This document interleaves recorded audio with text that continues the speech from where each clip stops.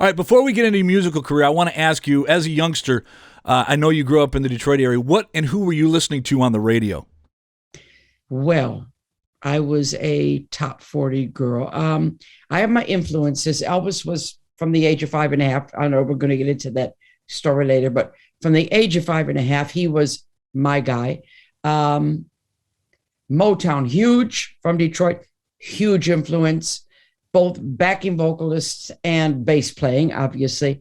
Otis Redding, huge influence. Songwriting wise, Bob Dylan, huge influence. I loved Canned Heat.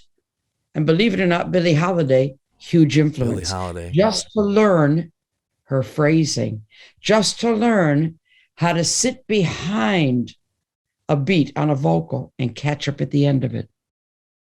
That's cool. That's cool. You kind of explained a little bit of your influences there, because, I mean, I mentioned so many people have been influenced by you. You know, I mentioned besides you and Sting, and maybe there are others, I don't know many people who have fronted a band as a bass player. I mean, do you realize how unique you are in that aspect? Everybody says this, everybody.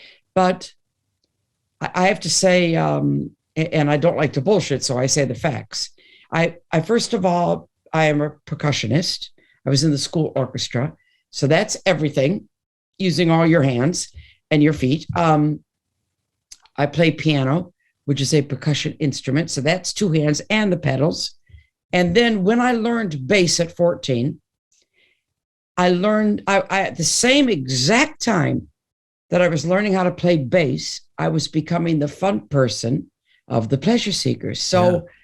In a way, I didn't connect in my brain that this might be difficult.